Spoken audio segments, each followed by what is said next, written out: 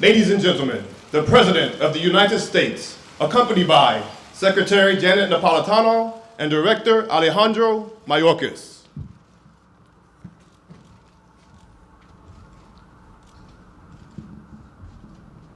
Ladies and gentlemen, to sing the national anthem, please welcome Sergeant First Class Colin Eaton.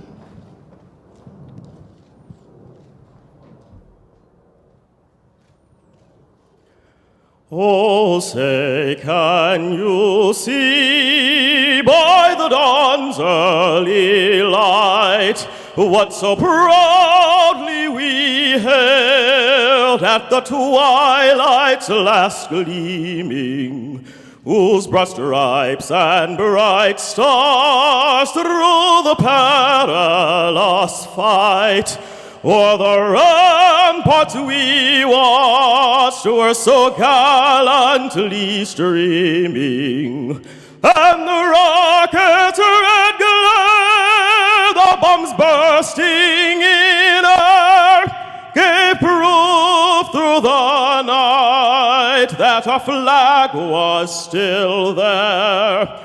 Oh, say does that star-spangled banner yet wave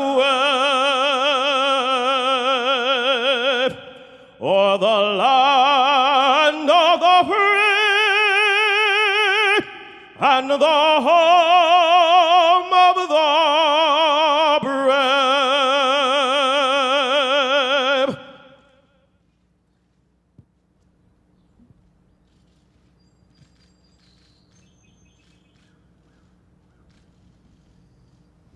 Please be seated.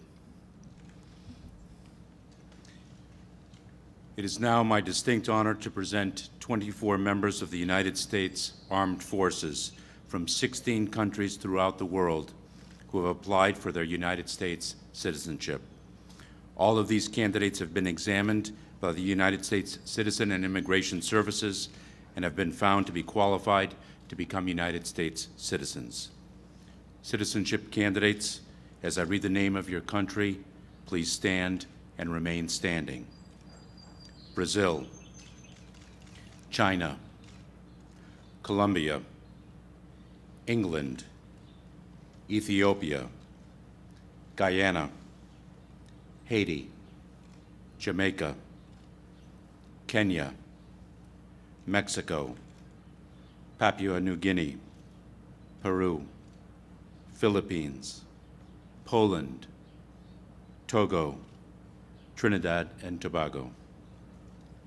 At this time, please welcome Secretary of Homeland Security Janet Napolitano, who will administer the oath of allegiance and admit these candidates to United States citizenship.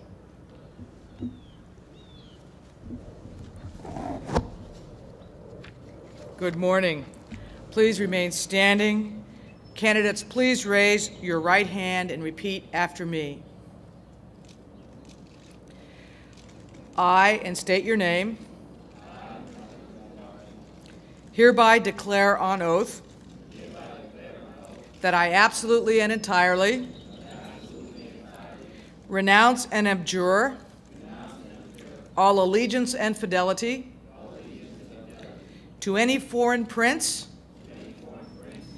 potentate, state, or sovereignty, of whom or which I have heretofore been a subject or citizen, that I will support and defend the Constitution and laws of the United States of America against all enemies, foreign and domestic, that I will bear true faith and allegiance to the same, that I will bear arms on behalf of the United States when required by law, that I will perform non-combatant service in the armed forces of the United States when required by law, that I will perform work of national importance under civilian direction when required by law. That I take this obligation freely, without any mental reservation or purpose of evasion. So help me God. Congratulations, new citizens.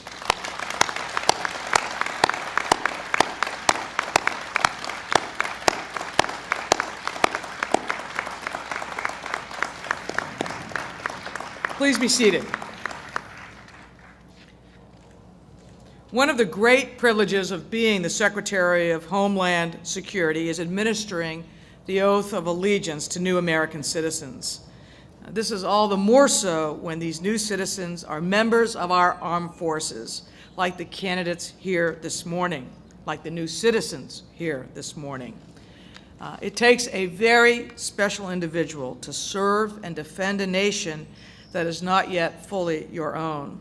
But that's what each of you are doing. That is testimony to your strong sense of patriotism, is testimony to your honor. Our nation thanks you for your service. We owe the freedoms we all enjoy to the sacrifices of men and women like you. Since September the 11th, 2001, United States Citizenship and Immigration Services has naturalized over 58,000 members of our armed forces, bringing immigration services to our troops wherever they serve. And since last year, USCIS has offered non-citizen enlistees the opportunity to naturalize immediately upon completion of basic training so that they can graduate as American citizens. Supporting this work is a cadre of exceptional USCIS immigration officers who work directly with the military and their families. Because many of these civil servants are veterans themselves, they're keenly aware of the unique circumstances and multiple deployments military families can face. Proud to say that we are now working closely with the Department of Defense on our Naturalization and Basic Training Initiative and hope to expand this to all branches of the service no later than the end of this year. And we will continue to do everything in our power to expedite the naturalization process for those who are already giving so much to our country.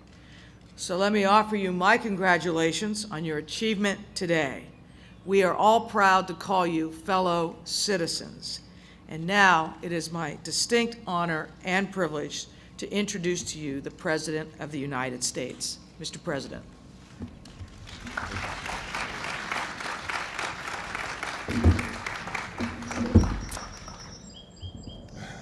Good morning, everybody.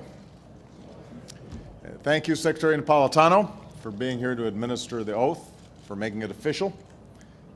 Thank you also for leading our efforts to achieve comprehensive immigration reform so that America keeps faith with our heritage as both a nation of immigrants and a nation of laws.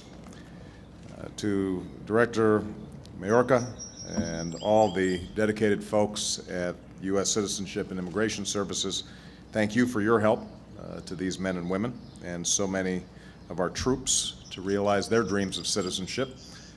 We are joined by Congresswoman Susan Davis, Deputy Secretary of Defense Bill Lynn, and the Vice Chairman of the Joint Chiefs of Staff, General Jim Haas Cartwright. Most of all, to America's newest citizens, it is a great honor to serve as your Commander-in-Chief, and it is my greatest pleasure to be among the first to greet you as a fellow American. To you and your families, welcome to the White House. Now, today is your day, a celebration of 24 inspiring men and women and the remarkable journeys that have brought you together on this beautiful spring morning to our nation's capital. The paths that led you here began in more than a dozen countries, from Peru to Poland, from Kenya to the Philippines. Some of you came to America as children, holding tight to your parents' hands as you arrived in a new world. Some of you came as adults, leaving everything you knew behind in pursuit of a new life. And while your stories are your own, today we celebrate the common spirit that lives within each of you, a spirit that has renewed and strengthened America for more than 2 centuries. We celebrate the love of family, your moms and dads who are willing to say goodbye to their own families, their own countries, so they could have an opportunity to give you the opportunity you never had. Like generations of immigrants before them, they worked hard, they scrimped and they saved, they deferred their own dreams so that you could realize yours. So today is a tribute to their sacrifices as well. And I would ask that you join me in honoring your moms and dads and the families that helped bring you to this day.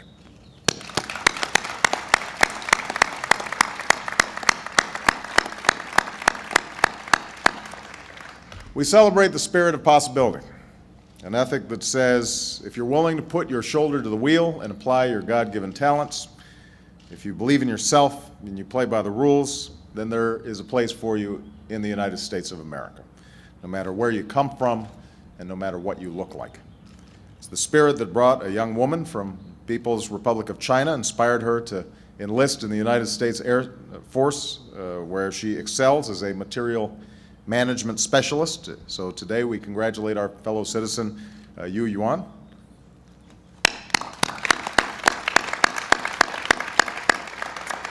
It's the spirit that brought a refugee from Ethiopia and led him to enlist in the U.S. Army because he said he wanted to give back to the country that has given me the opportunity to be all that I can be. And today we congratulate Burhan Tafari.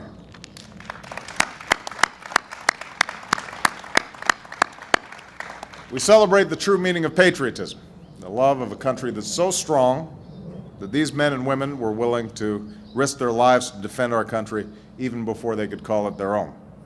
It's a patriotism of a daughter of Mexico who came to America in those first terrible days after 9/11, joined the U.S. Navy, and says, "I take pride in our flag and the history that forged this great nation and the history we write day by day." So today we congratulate Perla Ramos.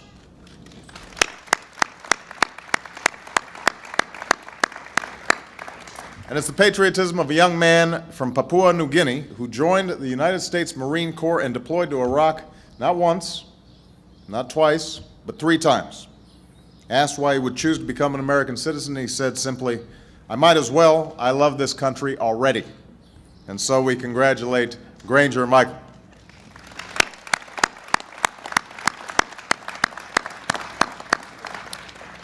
The 4 of you can sit down. You represent not only the branch of the armed services that you are part of, but also the other members who are your fellow citizens here today, and we thank you very much. We're grateful to you. In short, today we celebrate the very essence of the country that we all love. In America, where so many of our forebears came from someplace else, a society that's been enriched by traditions and cultures from every corner of the world, a dynamic economy that's constantly renewed by the talents and energies of each new citizen, and a people who understand that citizenship is not just a collection of rights, but it's also a set of responsibilities. Like so many others, these men and women met their responsibilities. They played by the rules. They have earned their citizenship. And so on a day like this, we are also reminded of how we must remain both a nation of immigrants and a nation of laws. This includes fixing America's broken immigration system. Over the years, many have attempted to confront this challenge, but passions are great and disagreements run deep. Yet surely we can all agree that when 11 million people in our country are living here illegally, outside the system, that's unacceptable. The American people demand and deserve a solution. They deserve common sense, comprehensive immigration reform grounded in the principles of responsibility and accountability. The government has a responsibility to enforce the law and secure our borders and set clear rules and priorities for future immigration. And under Secretary Napolitano's leadership of the Department of Homeland Security, that's exactly what we're doing. We've strengthened security at our borders, ports, and airports, and we will continue to do so because America's borders must be secure. That's part of what these young people here today stand for. Businesses have a responsibility to obey the law and not undermine American workers, especially when so many Americans are out of work. Many businesses work to comply with the law every day, but for those that don't, those that ignore the law and exploit and abuse vulnerable workers and try to gain an unfair advantage over all the businesses that do follow the law, we will hold them accountable. And people who are in America illegally have a responsibility. to pay their back taxes and admit responsibility for breaking the law, pay a penalty, learn English, pass criminal background checks, and get right with the law or face removal before they can get in line and eventually earn their citizenship. So responsibility, accountability, common sense, comprehensive immigration reform. I thank Secretary Napolitano for helping to lead our efforts both on and off Capitol Hill, and I thank Senators Schumer and Graham for working with us to forge a bipartisan consensus on a framework for moving forward. And I welcome the commitment of House and Senate Democratic leaders to take action. I'll continue to consult with Democrats and Republicans in Congress, and I would note that 11 current Republican senators voted to pass immigration reform 4 years ago. So I'm hopeful that they will join with Democrats in doing so again, so we can make the progress the American people deserve. Indeed, our failure to act responsibly at the federal level will only open the door to irresponsibility by others. And that includes, for example, the recent efforts in Arizona, which threaten to undermine basic notions of fairness that we cherish as Americans, as well as the trust between police and their communities that is so crucial to keeping us safe. In fact, I've instructed members of my administration to closely monitor the situation and examine the civil rights and other implications of this legislation. But if we continue to fail to act at a federal level, we will continue to see misguided efforts opening up around the country. As a nation, as a people, we can choose a different future, a future that keeps faith with our history, with our heritage, and with the hope that America is always inspired in the hearts of people all over the world. For just as each of these 24 new citizens once cast their eyes upon our country from afar, so too, somewhere in the world today is a young boy or a young girl wondering if they too might someday share in America's promise. In the example of these new citizens, and in the actions we take as a nation, let us offer our answer with confidence and optimism. Yes, there is a place called America that still welcomes those yearning to breathe free. A country where if you work hard and meet your responsibilities, you can pursue your dreams. A society where out of many, we are one. One nation under God, indivisible, with liberty and justice for all. That's the promise of America. That is the spirit that all of you are renewing here today. We are incredibly proud of you. God bless you. And may God bless the United States of America.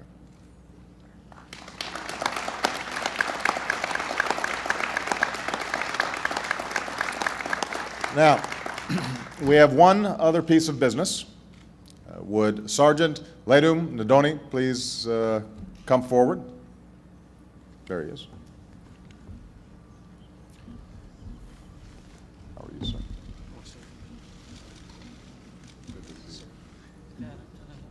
Growing up in Nigeria, Ledum probably never imagined he'd be standing on this stage today. That's right. Neither did I. But thanks to the generosity of churches in Virginia, he and his parents found a home in the United States. And Ledum, who says, "I always wanted to be in the military," found his calling in the United States Marine Corps. He deployed to Iraq and was serving his second tour when his unit was struck by an improvised explosive device. In the weeks and months that followed, he battled to recover from traumatic brain injury. At a VA medical center with his parents at his side, he was presented a Purple Heart, and a few moments later, he was sworn in as an American citizen. This Marine was not only determined to recover, he was determined to help others. He has been a leader and mentor to his fellow wounded warriors. In fact, I hear he's quite an athlete. He agrees. He will compete next month in the first Warrior Games at the U.S. Olympic Training Center in Colorado. So for his distinguished service to country and for inspiring us all with his example of what citizenship truly means, I am proud to join the U.S. Citizenship and Immigration Services in presenting this recognition, the Outstanding American by Choice Award to Sergeant Ledum Ndoni. Do we have the award?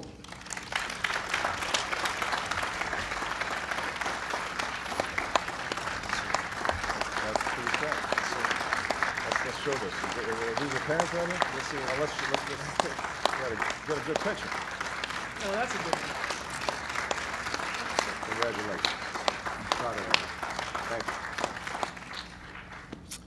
With that, I'd ask Sergeant Ndoni to conclude our ceremony by leading us all in the Pledge of Allegiance.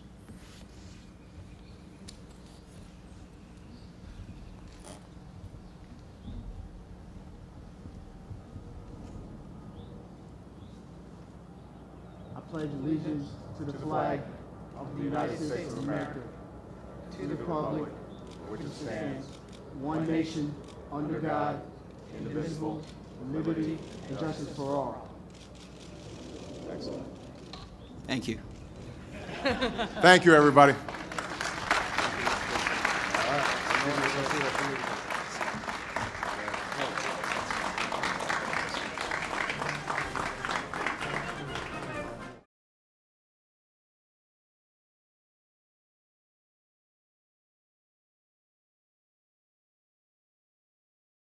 Early light, what so proudly we hailed at the twilight's last gleaming, whose broad stripes and bright stars through the perilous fight o'er the ramparts we watched were so gallantly streaming.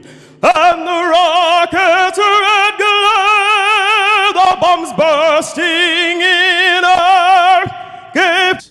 As I read the name of your country, please stand and remain standing.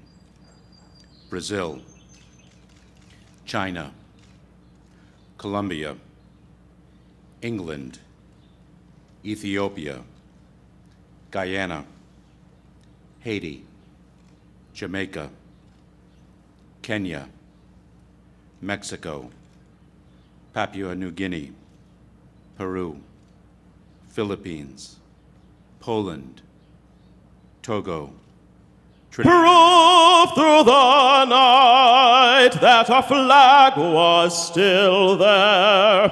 Oh, say does that star-spangled banner yet wave o'er the land of the free and the home of the brave?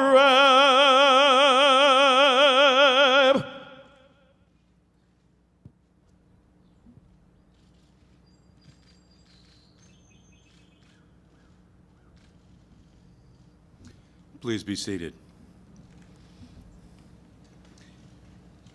It is now my distinct honor to present 24 members of the United States Armed Forces from 16 countries throughout the world who have applied for their United States citizenship.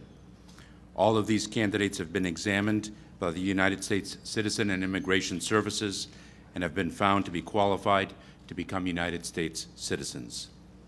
Citizenship candidates. Ladies and gentlemen, the President of the United States, accompanied by Secretary Janet Napolitano and Director Alejandro Mayorkas.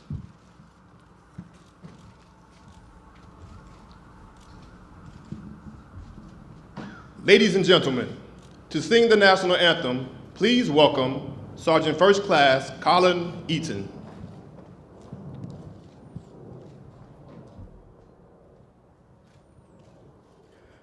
Oh, say, can you see